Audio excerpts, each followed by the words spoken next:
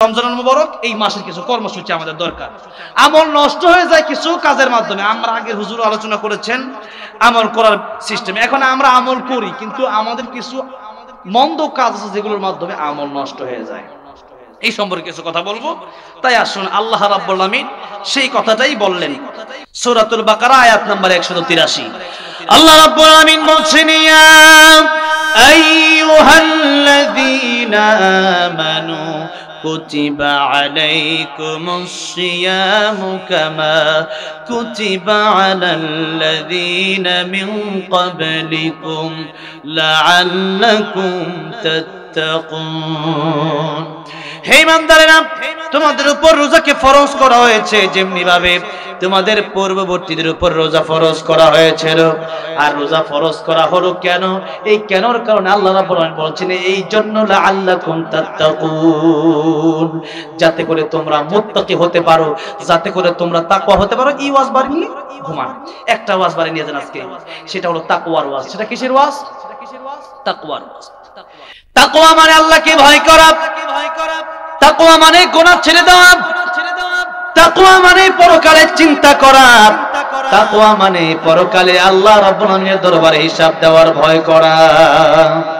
তাই আল্লাহ রাব্বুল আমিন রোজার সাথে তাকওয়ার এই সম্পর্ক কেন করে দিলেন? তার কারণ হচ্ছে সবে সাদেক থেকে নিয়ে সন্ধ্যা পর্যন্ত আমরা খাবার খাই না। আমরা বিভিন্ন সময় পুকুরে ডুব দিই, বিভিন্ন সময় ওয়াশরুমে যাই, বিভিন্ন সময় ঘরে একা থাকি, পানির পিপাসায় কলিজা ফেটে যায়। এরপরেও মানুষ পানি পান করে না। কার ভয়ে? জোরে বলেন, কার ভয়ে পান করে না? আল্লাহ এই তাকওয়ার শিক্ষাটা মানুষকে রোজার মাধ্যমে কেন দিতেছেন একটু শুনে বাড়ি যান। তাকওয়ার শিক্ষা আল্লাহ রাব্বুল আমিন দিলেন এই জন্য রমজান মাসের শুরু সাদেক থেকে নিয়ে মাগরিবের আযান পর্যন্ত আপনি যে খাওয়া দাওয়া করলেন না, এই খাওয়া দাওয়া আপনার ঘরে তো খাবারের অভাব নাই, এরপরেও খাওয়া দাওয়া করলেন না। স্ত্রী আছে, এরপরে স্ত্রীর কাছে গেলেন না। কারণ হচ্ছে আমার আল্লাহর ওয়ার্ডার। কার ওয়ার্ডার? আল্লাহর ওয়ার্ডার। আল্লাহর ওয়ার্ডার রাখতে গিয়ে, আল্লাহর হুকুম পালন করতে গিয়ে রমজান মাসে হালাল খাবার ছেড়ে দিলেন, হালাল স্ত্রী ছেড়ে দিলেন। তার মানে আল্লাহ হুকুম করলে যদি হালাল ছেড়ে দেওয়া লাগে, আল্লাহর হুকুমে হারাম ছেড়ে দেওয়া দরকার আছে না নাই? একটি মাত্র শিক্ষা, তাকওয়ার শিক্ষা যদি কারো ভিতরে থাকে, আল্লাহ বলছেন এই পৃথিবীতে কার চেহারা বড় সুন্দর, কার চেহারা বড় কালো, কার কে বেশি ধনী, কে বেশি গরিব, এগুলো আমি আল্লাহ দেখতে চাই না। আমি আল্লাহ দেখতে চাই ইন্না আকরামাকুম ইনদাল্লাহি আতকাকুম। আমি আল্লাহ দেখতে চাই কার অন্তরে তাকওয়া আছে। যার অন্তরে তাকওয়া আছে তার দাম পৃথিবীতে আমি আল্লাহ রাব্বুল আমিনের দরবারে সবচেয়ে বেশি। সুবহানাল্লাহ। তাই তাকওয়ার জ্ঞান অর্জন করলে পরে মানুষ চুরি করে না, ডাকাতি করে না, চিন্তায় করে না। তাকওয়ার জ্ঞান অর্জন করলে পরে মানুষ সুদ খায় না, ঘুষ খায় না। তাকওয়ার জ্ঞান অর্জন করলে মানুষ মিথ্যা বলে না, গীবত করে না। যাদের হৃদয়ে আছে আল্লাহর ভয়, তারা কভু পথ ভুলে যায় না। আল্লাহর প্রেম ছাড়াই দুনিয়ায় কারো কাছে কোনো কিছু চায় না। রাতের আধারে যারা সিজদাতে রয়, দু চোখের অশ্রুতে নদী যেন বয়। ছলনার হাত ছানি যতই আসুক, পিছনে ফিরেও তাকায় না। যাদের হৃদয়ে আছে আল্লাহর ভয়, তারা কভু পথ ভুলে যায় না।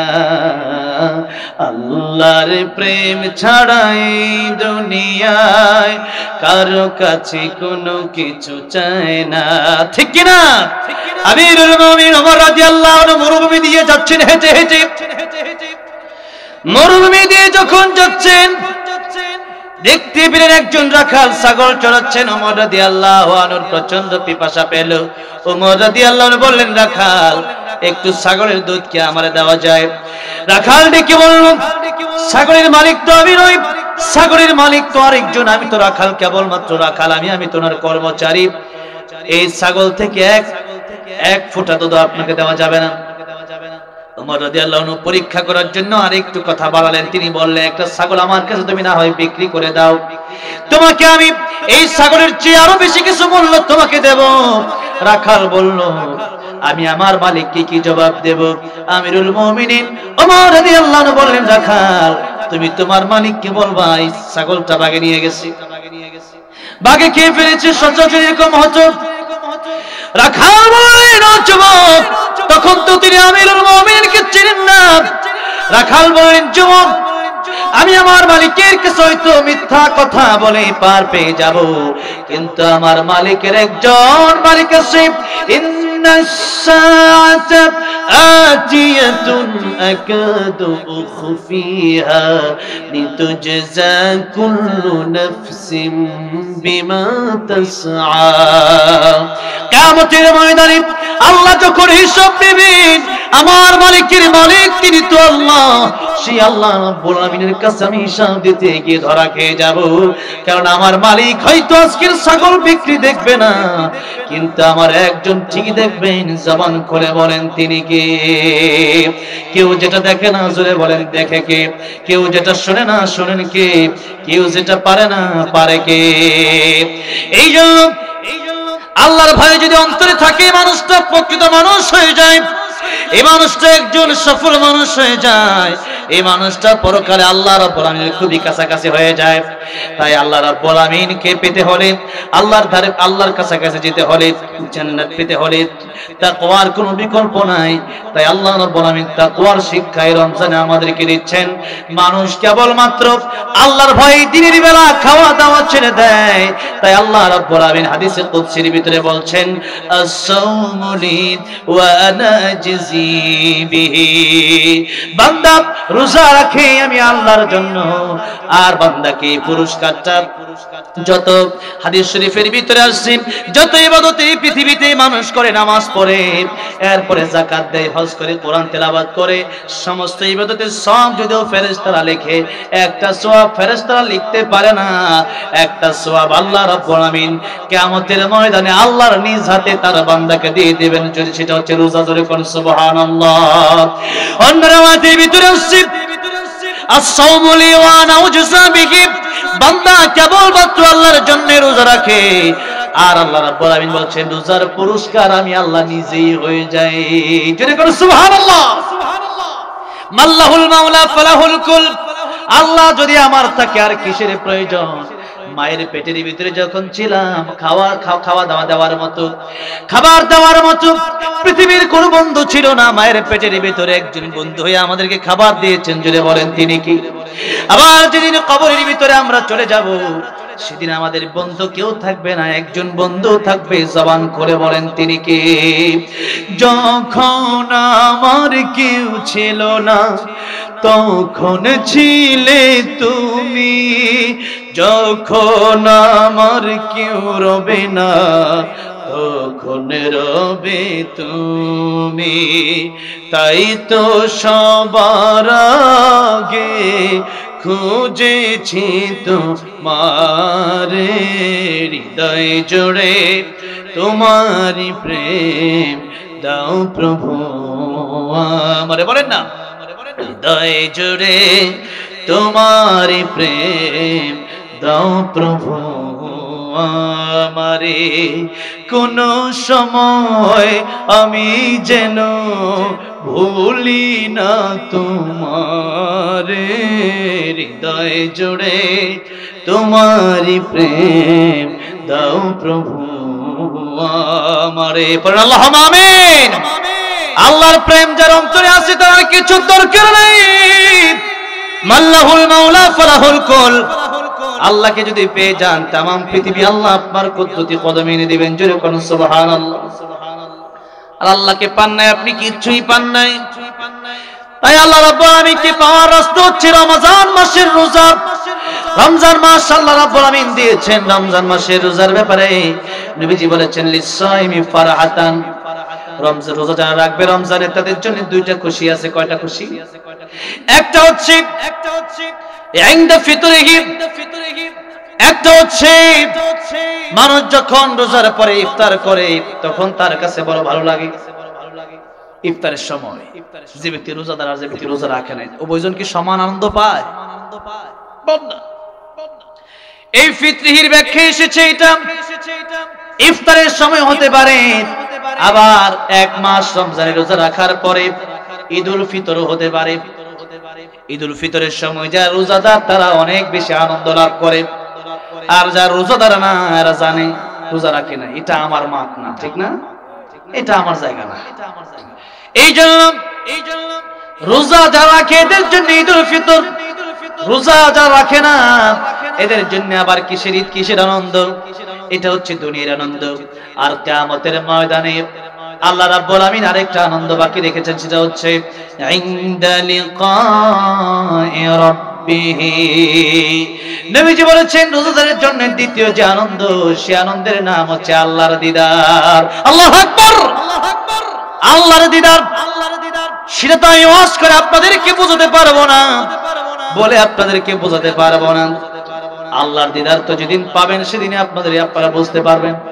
আল্লাহ সেদিন জান্নাতের ভিতরে তোমার দিদার আমাদের প্রত্যেককে নসিব করে দিও, জোরে বলেন আমিন।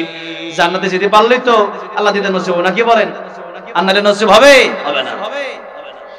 আর আল্লাহর দিদারই তো হচ্ছে জান্নাতের সবচেয়ে বড় নিয়ামত। আব্দুল কাদের জিলানী রাহমাতুল্লাহ আলাইহি তিনি বলতেন, जन्नत व दोज़ख से या रब क्या करूं, जन्नत व दोज़ख से या रब क्या करूं, आरज़ू है मैं तुझसे देखा करूं। ऐ अल्लाह জান্নাত দিয়া কি করব, জাহান্নাম দিয়া কি করব, আমার সবচেয়ে বড় ইচ্ছা আকাঙ্ক্ষা আল্লাহ তোমার সাক্ষাৎ, তোমার দিদার যেন আমি আব্দুল কাদের পেয়ে যাই। সুবহানাল্লাহ। তাই জান্নাতে যাওয়ার পরে আল্লাহ রাব্বুল আমিন জান্নাতীদেরকে জিজ্ঞাসা করবেন, ও জান্নাতীরা তোমাদের কিসের প্রয়োজন আছে? আর বাড়ি দিলাম, নারী দিলাম, গাড়ি দিলাম, তোমাদেরকে অনেক নিয়ামত আমি আল্লাহ দিলাম। জান্নাতীরা বলবে, আল্লাহ রাব্বুল আমিন বাড়ি, গাড়ি, নারী এসব পেয়ে আমাদের আকাঙ্ক্ষা মিটে নাই, আমাদের আশা পূরণ হয় নাই। আল্লাহ রাব্বুল আমিন তোমাকে যদি দেখতে না পারি, তোমার দিদার যদি নসিব না হয়, এই জান্নাতের বিষয়ের ভিতরে আমরা পরিতৃপ্ত হব না। জোরে কোন সুবহানাল্লাহ। তাই তো হচ্ছে আমাদের বড় নিয়ামত। রোজা যারা রাখবে নবীজি বলেছেন তাদের জন্য একটা স্পেশাল দরজা আছে, সেই দরজার নাম হচ্ছে রাইয়ান। রোজাদার কেবলমাত্র রাইয়ান দরজা দিয়ে রোজাদাররা ঢুকবে, আর কেউ সেই দরজা দিয়ে ঢুকতে পারবে কেবলমাত্র স্পেশালি রোজাদারকে সেই গেট দিয়ে প্রবেশ করানো হবে। রোজার ফজিলত আমরা জানি, রোজার ফজিলত আমরা মানার চেষ্টাও করি, কিন্তু কথা হচ্ছে দুধ খাওয়ার তো অনেক মজা, কিন্তু দুধের সাথে যদি এক ফোঁটা মানে গরুর পেশাব মিশিয়ে দেন, এই দুধের মর্ম দাম থাকবে আর থাকবে না। রোজাও রাখলেন, গীবত করলেন, রোজার দাম নাই। আমরা রোজাও রাখি, গীবত করি কি করি না, রোজাও রাখি আবার সিনেমাও দেখি কি দেখি না। মহিলা মানুষ তো রোজাও রাখে, আবার 42 ইঞ্চিও দেখে না। এই জন্য রোজা রাখলো যারা, নবী বললেন রোজা রাখলো যারা, গীবত করলো যারা, মিথ্যা বললো যারা, অন্যান্য গুনাহ যারা ছাড়লো না, এরা কেবলমাত্র ক্ষুধার্তই থাকলো, এদের রোজার দাম আল্লাহর কাছে নাই। রোজার দাম আল্লাহর কাছে নাই। তাহলে রোজা নষ্ট হয়, আমল নষ্ট হয়, এরকম দুটি কথা আজকে বলবো। অনেকগুলো কথা লিখে নিয়ে আসছিলাম, বলার ইচ্ছা ছিল, কিন্তু আজকে আর বলার সুযোগ নাই। দুটি বলি, দুটি স্পেশাল। এই দুইটা গুনাহ আমাদের ভিতরে মানে অনেক বেশি। একটা হচ্ছে গীবত, এটার বাংলা হচ্ছে পরনিন্দা, যার বাংলা হচ্ছে হিংসা। এই দুইটা বলবো, এরপরে ওয়াজ শেষ হয়ে যাবে। এই দুইটা বলতে এক একটা বিষয়ের সময় 5 মিনিট করে নেই আপাতত। বলেন প্রথম কি? গীবত, পরনিন্দা। প্রথম কি? গীবত। গীবতের মাধ্যমে আপনার আমলটা, আপনার রোজাটা চলে যাবে যার বিরুদ্ধে গীবত করছেন তার কাছে, আর তার বদ আমলটা, সে আসলে একটা খারাপ মানুষ হতে পারে, তার এই যে খারাপ কাজ করে, তার এই সমস্ত খারাপ কাজের এই ভার, এই গুনাহ চলে আসবে আপনার কাছে। তাহলে বলেন গীবত করে লাভ হলো না ক্ষতি হলো? ক্ষতি। শুধু সাধারণ ক্ষতি না, বড় ক্ষতি, অনেক বড় ক্ষতি, অনেক বড়। এটা আখিরাতের ক্ষতি। জান্নাত থেকে আপনি মাহরুম হয়ে যেতে পারেন একটা কারণে, গীবত করার কারণে। তাই ইমাম সুফিয়ান সাউরি রাহমাতুল্লাহ আলাইহি তিনি তার খাদেমকে একদিন ডেকে বললেন, খাদেম কিছু টাকা পয়সা হাদিয়া তোফা তারে দিয়ে আসো। যে ব্যক্তি আমার বিরুদ্ধে গীবত করে তিনি বললেন, খাদেম ডেকে বলেন, হুজুর তাকে কেন দিয়ে আসবো, তিনি তো আপনার বড় দুশমন, আপনার বিরুদ্ধে গীবত করে। ইমাম সুফিয়ান সাউরি রাহমাতুল্লাহ আলাইহি বললেন, তাকে এই জন্য দিয়ে আসবা, ও ব্যক্তি যত বড় উপকার আমার করে, আমার মা বাবাও এত বড় উপকার আমার করে না। অথচ মা বাবার সম্মান আল্লাহর পরেই। মা বাবা নিয়েও কিছু কথা বলতাম, তাও আজকে সময় নাই বলতে কিছুই বলতে পারলাম না। মা বাবার শখ সম্পর্কে অনেক কথা বলার ইচ্ছা ছিল। মা বাবা তাদের দিকে তাকালে এক একজন থেকে একবার তাকাবেন, একটু ভালো করে নেক নজরে তাকাবেন, মায়ের নজরে তাকাবেন। নবী বলেছেন একটা কবুল হজের সব। সুবহানাল্লাহ। সাহাবী বললেন, ইয়া রাসূলুল্লাহ, ওই জনমদুখিনী মা আর বাবার দিকে যদি 100 বার তাকাই কত কবুল হজের সওয়াব পাবো? নবী বললেন, সাহাবী রে, 100 বার যদি তুমি তাকাও মার বাবার দিকে, তোমাকে আল্লাহ রাব্বুল আলামিন 100 কবুল হজের সওয়াব দান করে দিবে। আমি এবছর হজে যাচ্ছি। বছরে হজে যাওয়া যায় একবার, হজের আগেও আবার এই মিনিস্টার গ্রুপে এই যে এসি ফ্রিজ যে আছে, ওই কোম্পানির অ্যাসিস্ট্যান্ট ডিরেক্টর সাহেব আমাদেরকে রমজানে আবার শেষ দশকে ইতিকাফে নিয়ে যাচ্ছে। তো মোটামুটি কয়েকদিন পরে পরে আমি যাই। তো রমজানে গেলে তো আর উমরা হচ্ছে না। এমনি রমজানে উমরা করলে হাদিস শরীফ আছে হজের সব পাওয়া যায়, কিন্তু বড় হজ তো হয়ে যাচ্ছে না। বড় হজ বছরে একবার করা যায়। বলেন তো মা আর বাবার দিকে কয়বার তাকানো যায় দৈনিক? বছরে হজ করা যায় কয়বার? একবার। মা আর বাবার দিকে দৈনিক কতবার তাকানো যায়? অসংখ্যবার। তাহলে আপনি হজে যাওয়ার জন্য এত পাগল, টাকা নাই তাও ইচ্ছা আছে, কিন্তু মা আর বাবা ঘরে আছে, সেখানে তাকাচ্ছেন না, আপনি মাহরুম হয়ে যাচ্ছেন। আপনার জন্য আল্লাহ কত সুন্দর দরজা করে রেখেছেন। আমার ভাই তিনি তো আজকে এখানে বলেন মাও নাই বাবাও নাই, এই কথা বললে অবশ্যই উনি কষ্ট পাচ্ছে বেশি। ঠিক না ঠিক বলেন? মা যারা নাই বাবা যারা নাই, এটা অমূল্য সম্পদ। পৃথিবীর কারো দিকে তাকালে কবুল হজের সব হয় না, আর আমি হজ করলে কবুল হবে কি হবে না তার গ্যারান্টি আমি দিতে পারি না। কিন্তু মা আর বাবা তাদের দিকে তাকানো, বলে যতবার তাকাবা, 1000 বার তাকাবা, তুমি তাকাতে তাকাতে অস্থির হবা, আমার আল্লাহ সওয়াব দিতে অস্থির হবেন না। যতবার তাকাবা ততবার কবুল হবে। এই ওয়াজ বাড়ি নিয়ে যান, গিয়া মা বাবার দিকে তাকান, আজকের ওয়াজ মাহফিল কামিয়াব হয়ে যাবে। তাকাবেন তো ইনশাআল্লাহ। সেই মা বাবার এত গুরুত্ব, কিয়ামতের ময়দানে আল্লাহ রাব্বুল আলামিন বলছেন, ইয়াউমা ইয়াফিরুল মারউ মিন আখিহি ওয়া উম্মিহি ওয়া আবিহি ওয়া সাহিবাতিহি ওয়া বানিহি। সেই কিয়ামতের ময়দানে ভাই কাজে আসবে না, মা কাজে আসবে না, তোমাদের আত্মীয় স্বজন কিয়ামতের ময়দানে কাজে আসবে না, একটা নেকি তোমাদেরকে দেওয়ার চেষ্টা করবে না। এরকম বিপদে তোমরা পড়বা। এটা কে বলছেন? আল্লাহ বলতেন সূরা আবাসে আল্লাহ বলছেন। তাহলে সেই মা বাবা কিয়ামতের মধ্যে নেকি দিবে না, কিন্তু যারা গীবত করবে আল্লাহ তাদেরকে সূরা হুজুরাতে তাদেরকে সতর্ক করেছেন। আল্লাহ রাব্বুল আমিন বলছেন, ওয়ালা ইয়াগতাব বা'দুকুম বা'দা আইয়ুহিব্বু আহাদুকুম আন ইয়াকুলা লাহমা আখিহি মাইতান ফাকারিহতুম। আল্লাহ রাব্বুল আমিন বলছেন, তোমরা একে অপরের বিরুদ্ধে গীবত করবা না, সমালোচনা করবা না। আর গীবত কারে বলে তাও তো আমাদের জানা দরকার, ঠিক না? আমাকে একজন আমার ড্রাইভার একজন আমাকে জিজ্ঞাসা করতেছে, হুজুর একজন একটা দোষ করলো, এটা আমি আরেকজনের কাছে বললাম, এটা গীবত হবে?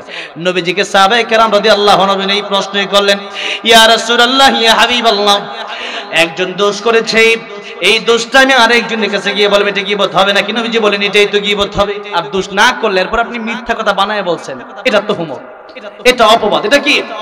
গীবত না করার হুকুম কে দিয়েছেন? তার মানে রমজান রোজা রাখলেন, খাবার খাইলেন না, কার হুকুমে?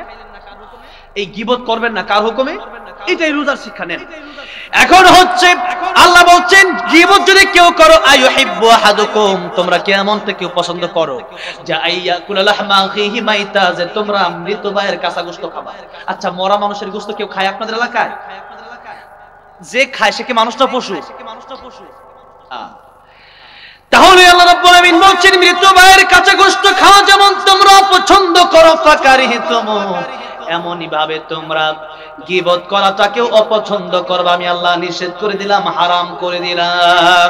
নবীজি বলছেন গীবত যদি তুমি করো তোমার দুইটা ক্ষতি, তোমার এই নেক আমল চলে যাবে তার কাছে, তার বদ আমলের গুনাহ চলে আসবে তোমার কাছে, তাতে করে তোমার আমল নষ্ট হবে। তার মানে রোজা যদি রাখলেন, রোজাও রাখলেন, আরেকবার বিরুদ্ধে গীবত করলেন, রোজাও রাখলেন, আরেকজন মানুষের বিরুদ্ধে সমালোচনা করলেন তার অগোচরে, সেই কারণে আপনার রোজার নেক আমলটা আর থাকলো না, বরং এত কষ্টের রোজা আপনার চলে গেল তার কাছে, আর ওই যে গুনাহ করছে, সে যে খারাপ কাজ করছে, ওই কাজের গুনাহটা চলে আসলো আপনার কাছে। তাহলে বলেন গীবত করবেন না ছাড়বেন?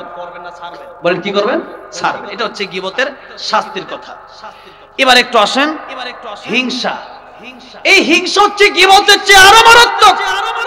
নবীজি বলেছেন নেক আমল নষ্ট করে দেয়, পুইরা সারখার বানায় দেয় গীবত। কি গীবত? নবীজি বলছেন আগুন যেমন লাকড়ি, যেমন আগুন যেমন লাকড়িকে জ্বালায়া পরে সারখার করে দেয়, ঠিক তেমনি ভাবে হিংসা মানুষের আমলনামা জ্বালায়া পুরায়া দেয়, সারখা বানায়া দেয়। তাহলে হিংসা আমরা করব না, বলি হিংসা কেন মারাত্মক? তার মানে একজন মানুষ সুখী, একজন মানুষের পাঁচতলা আছে, আপনি দেখে বলতে তার পাঁচতলা কেন? ওই ব্যক্তি তো পাঁচতলা ইচ্ছা করে হয় নাই, এটা তো আল্লাহ তাআলা দিয়েছে, আল্লাহ তাআলা দিয়েছে। তার মানে আপনি বুঝাতে চাচ্ছেন আল্লাহ তাআলা দিল কেন? এই যে হিংসা করছেন, এই জন্য হিংসা বড় মারাত্মক। তাই হিংসা যারা করে এটা নেক আমল নিয়ে কবর যেতে পারে না। এই হিংসাই তো দুনিয়াতে তার জীবন ও তার অন্তর পুরো সারখার হয়, আর দ্বিতীয়ত তার নেক আমল পুরো সারখার হয়ে যায়। তাই হিংসা যদি করেন তাহলে রোজার কোনো দাম নাই। হিংসা করার কারণে রোজা আপনার পুরো সারখার হয়ে যাবে। ভাইরা বাবাজিরা, হিংসা থেকে বাঁচার জন্য দুইটা ওষুধ দিতে চাই। কয়টা ওষুধ? একটা নাপা, একটা কি, আরেকটা হলো অ্যান্টিবায়োটিক। এই হলো কয়টা? নাপা দিয়ে যদি কাজ না হয় তাহলে অ্যান্টিবায়োটিক ইউজ করবে, মনে থাকবে ইনশাআল্লাহ। নাপাটা কি? নাপাটা হচ্ছে সাধারণ ঔষধ আপনাকে দেওয়া হচ্ছে। সাধারণ ঔষধ হচ্ছে যে ব্যক্তির পাঁচতলা আছে, এখানে আপনার সহ্য হচ্ছে না, আপনি দোয়া করেন আল্লাহ তার পাঁচতলা আছে, আমার তো না থাকলে ভালো লাগতেছে না, আল্লাহ আমার একটা পাঁচতলার মালিক বানায় দেন। আল্লাহ সে তো কোটিপতি, আমার তো কোটিপতি না হলে ভালো লাগতেছে না।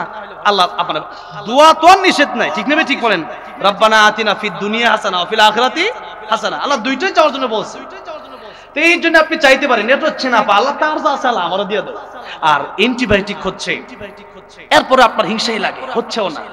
এখন আপনি কি করেন? আপনি কারণ ওই ব্যক্তিকে আল্লাহ দিয়ে পরীক্ষা করতেছে, আল্লাহ আপনাকে না দিয়ে পরীক্ষা করতেছে। আল্লাহ দেখছে আপনি হিংসা করেন কিনা, আল্লাহ দেখতেছে ওই ব্যক্তি নিয়ে আমাদের শুকরিয়া আদায় করে কিনা, দুইজনে দুইভাবে আল্লাহ পরীক্ষা করতেছে। এখন আপনি অ্যান্টিবায়োটিকটা হচ্ছে দোয়া করুন আল্লাহ তার যা আছে তার ডবল ডবল বাড়ায় দেব। হিংসা কেন হয় আমার মনে, শয়তান কেন ওয়াসওয়াসা দেয়, এটা হচ্ছে অ্যান্টিবায়োটিক। নামাজের পরে প্রত্যেক নামাজের পর দোয়া করুন আল্লাহ তার 50 তলা বাড়ি আছে, তার 10টা বাড়ি আছে, আল্লাহ তার 20টা বাড়ির মালিক বানায় দেন। এই দোয়া করবেন, শয়তান বলবে আল্লাহ। এটা বড় বড় উলামায়ে কেরামদের কথা। তো এই জন্য তাফসীরের কথা এটা। তো এই জন্য তার যখন তার পক্ষে দোয়া করুন আল্লাহ তারে আরো বাড়ায় দাও, তখন শয়তান করবে আল্লাহ এরা দিয়ে হিংসার ওয়াসওয়াসা দিলাম। ও হিংসা না করে উল্টা তার জন্য দোয়া করতেছে, আর মানুষের জন্য দোয়া করলে আগে নিজের জন্য কবুল হয়, যেরকম সুবহানাল্লাহ। তো ওনার জন্য 20 জন দোয়া করে, তার মানে তো সেও আল্লাহর কাছ থেকে অনেক কিছু পেয়ে যাবে, আর আল্লাহ খুশি হয়ে যাবে, হিংসা থেকে মুক্ত হয়ে যাবে, আমল ঠিক থাকবে। তখন শয়তান আস্তে আস্তে দূরে সরে যায়, যেরকম সুবহানাল্লাহ। এই আমলগুলো করবেন তো ইনশাআল্লাহ। নবীজি বলেছেন রোজাও রাখবে, মিথ্যা বলবে, গীবত করবে, হিংসা করবে, এরকম গুনাহ যদি কেউ করে, এই রোজা বুক পিয়াসের কষ্ট ছাড়া আর কোনো কষ্ট যেন সে করলো না, এই রোজার কোনো দাম আল্লাহর কাছে নাই। তাই রোজার শিক্ষা হচ্ছে গুনাহ ছেড়ে দেওয়া, গীবত ছেড়ে দেওয়া, মিথ্যা কথা ছেড়ে দেওয়া, পরনিন্দা ছেড়ে দেওয়া, হিংসা ছেড়ে দেওয়া। আল্লাহ রাব্বুল আলামিন আমাদেরকে রমজানের যথাযথ হক আদায় করার তৌফিক দান করেন, রমজান আমাদেরকে নসিব করেন। জোরে বলেন আমিন। এই মাদ্রাসাকে আল্লাহ কবুল আর মঞ্জুর করেন। আল্লাহ এই মাদ্রাসার সমস্ত হাজাত গায়বী খাজনা থেকে ব্যবস্থা করে দেন। জোরে বলেন আমিন।